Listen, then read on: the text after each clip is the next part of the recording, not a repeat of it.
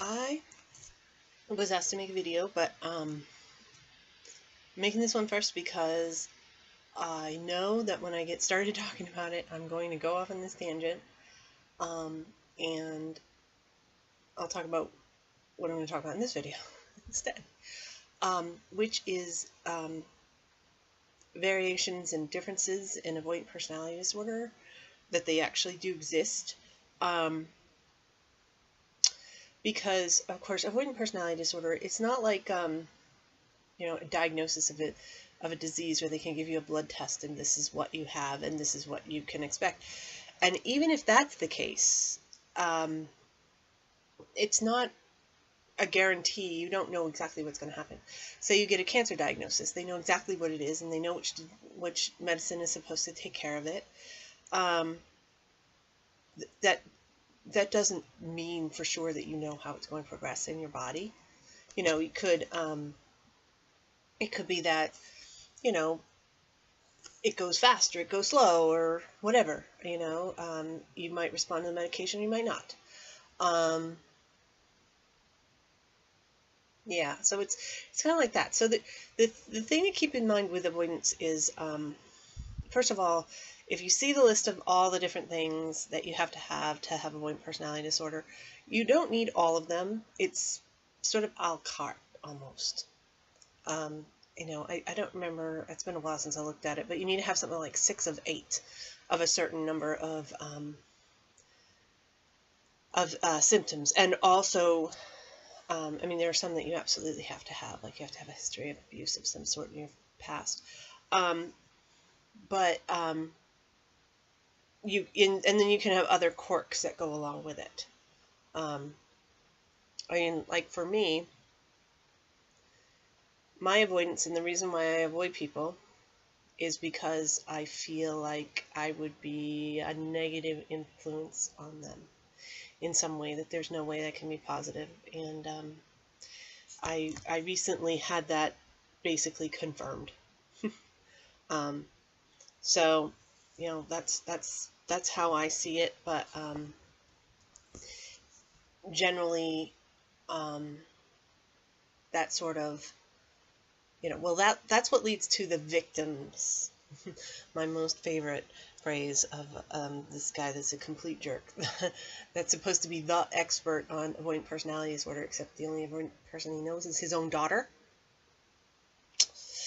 That's called conflict of interest and poor boundaries, etc. So, he's kind of full of crap. He also said that all avoidant men are gay. Not true. I think I'm repeating myself, but still. Yes, so there are variations. My variation is I'm afraid that I'm going to, end up, like I described it as there's a black mark on my soul. And so if I'm a decent and kind person, I actually need to not interact with other people at all. But most avoidance is fear-based, that you're afraid you're the one who's going to be tossed out, that you will be rejected, and so you don't even try. So, it's possible that I have traditional avoidance and I've just twisted it in my head and justified it. Who knows? But it is different. So kind of the point of what I'm trying to say is, what your experience is as an avoidant person does not mean that everybody shares your experience exactly, and that there are definite variations, and that you shouldn't assume that what you've got is universal for avoidant people. And periodically people say really lame things, because it's their own personal thing that they're going through, and they're just like, all avoidants are like this. The worst by far was somebody that I read said, everybody has an impression that avoidant people are sloppy. No, actually, most avoidant people do everything they can to blend in appearance-wise, because they don't want to be the center of attention. So what that person was most likely talking about was actually traditional depression, in which case, yes, depressed people can be really sloppy, and that's sort of known. But that person was also, turns out, a borderline personality disorder who was, had the diagnosis, was told by her doctors that she was borderline and chose to ignore it and chose instead to pretend she was avoidant. And so that's even worse, but that's a completely different situation when people decide that they are avoidant or whatever, and then they start telling people what it's like, and they actually aren't avoidant and they have no experience. That's a different matter. But when you are avoidant, it's really hard not to think that you are completely universal, and that there definitely are differences. And some people might be able to tolerate crowds or not because they might have more social anxiety than other people. Some people can only tolerate being around their family. Other people can't be around their family at all, but they can be around a couple friends. Some people can only be in a romantic relationship, and that's the only type of relationship they can maintain at all. Other people, that's the only type that they would absolutely never be able to do as much as they want it. That would be too stressful. So, there are differences, and keep that in mind.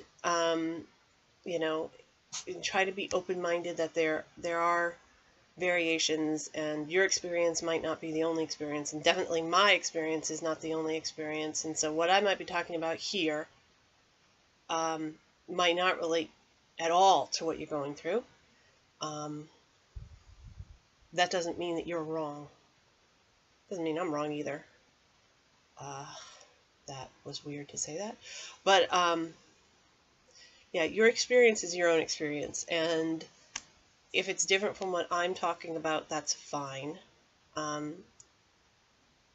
It's an umbrella term, and I think it was great to get my diagnosis, because then I didn't feel like I was so completely alone. I wasn't unique in my weirdness, although everybody is unique in their weirdness. But I wasn't the only one that was just that weird, which I really hope you guys aren't upset by me saying that. I don't really, I judge myself, but I don't judge other people. It makes perfect sense when I see other people acting like they're avoidants. That makes sense to me. And I'm sad for them, and I wish they could see, that they didn't have to live that way. Now, me, on the other hand, I just think I'm a complete idiot, and that I have no right to be around people anyway, so knock it off. I'm lucky to have gotten what I've gotten, and shut up about wanting anything else, because I don't deserve it. That's me. Now, some avoidant people don't even have that. They have the low self-esteem, but they think that it's not fair that people can't see past it, and that they deserve to have, and that is part of being avoidant, and there's probably a lot of people going, you're right. But yes, that happens. That happens where avoidant people are like, I know I can do X, Y, and Z, and nobody is going to give me a chance, and it's because of how I act, and that's not fair, and that's also accurate. Different, but accurate. So, to keep in mind, well, first of all, one, I feel like, I hope I'm not the only avoidant person. That's why I keep saying go look at forums and stuff. I hope I'm not the only avoidant person that you are listening to, because my experience is not the only one. But also, sort of have an open mind about how an avoidant person could have a different experience, but not so open that you let yourself get taken advantage of by people who are posing. And it's really hard sometimes, really hard, unless you've been around the block and you've talked to a lot of people and you've seen a lot of things and you've seen how it goes down.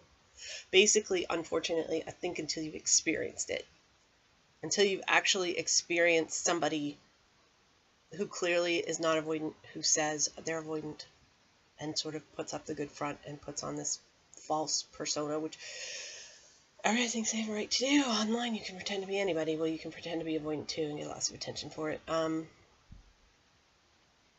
Unless you've been through that, it's really hard to see it, to see the signs and to pick up on it.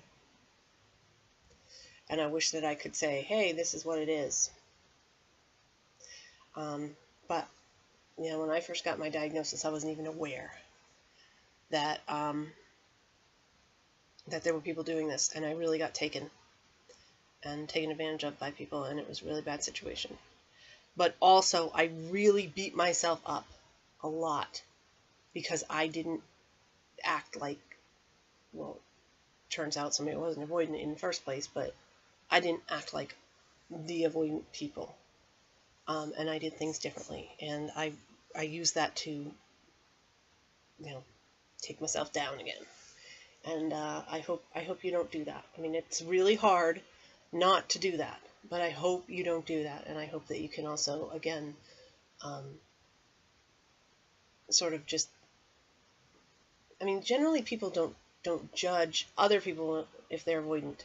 They turn around and judge themselves and say, oh, that's what avoidance is? Oh, I'm not like that. Oh.